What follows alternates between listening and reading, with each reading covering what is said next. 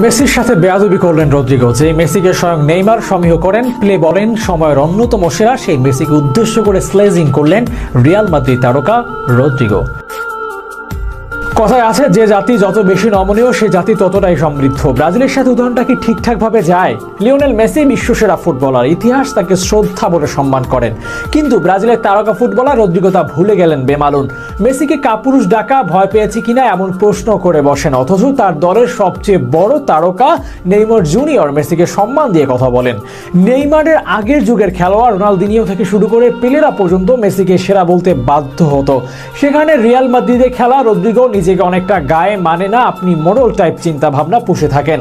অথচ কোপা আমেরিকায় ব্রাজিলকে হারিয়েই শিরোপা জয় করেছিল আর্জেন্টিনা। সর্বশেষ বিশ্বকাপে শিরোপা জেতা দলটা আর্জেন্টিনা, আর সেই দলে সেরা প্লেয়ারকে উদ্দেশ্য করে রদ্রিগো বললেন, তোমরা কাপুরুষ। রদ্রিগোর এমন কথা শুনে অবাক তো হতেই হয়, তবে পুরোটা শুনলে আপনি নিজেই বিচার করতে পারবেন মূল ঘটনাটা কি ছিল। ব্রাজিলের আইন শৃঙ্খলা রক্ষাকারী বাহিনী লাঠিচার্জ করছিল আর্জেন্টিনার সমর্থকদের উপর। সে সময় গ্যালারিতে উপস্থিত ছিল বেশ কিছু আর্জেন্টাইন খেলোয়াড়দের পরিবার। আশঙ্কা করা হয়েছিল তাদের সাথেও বাজে কিছু হতে পারে। এমন সময় খেলোয়াড়রা মাঠ ছেড়ে লকার রুমে চলে যান যাতে পরিস্থিতি স্বাভাবিক হয়। কিছুটা তেমনই হয়েছে, তারপর সবাই আবার মাঠে চলে আসে। আর এমন সময় ব্রাজিল দলের তারকা ফুটবলার রদ্রিগো মেসিকে উদ্দেশ্য করে বললেন, তোমরা কি কাপুরুষ? লকার রুমে চলে গেলে যে?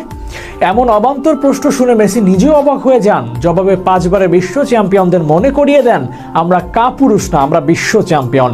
কাতার বিশ্বকাপ জেতা দলটাকে এমন একজন কাপুরুষ বলেছেন যারা ওই বিশ্বকাপের সেমিফাইনালেও খেলতে পারেনি। এমন একটি দলের থেকে মেসির মতো খেলোয়াড়কে এভাবে স্লেজিং করার ফলাফল কখনো ভালো হতে পারে না, আর হয়নিও তা। 1-0 গোলের ব্যবধানে ব্রাজিলকে হারিয়েছে আর্জেন্টিনা। একই হারে বিশ্বকাপ বাছাই পর্বে 6 নম্বরে অবস্থান করছে দলটি। অহংকার পতনের মূল কথাটাও যায় ব্রাজিলের সাথে। Abu Naim, sports Times.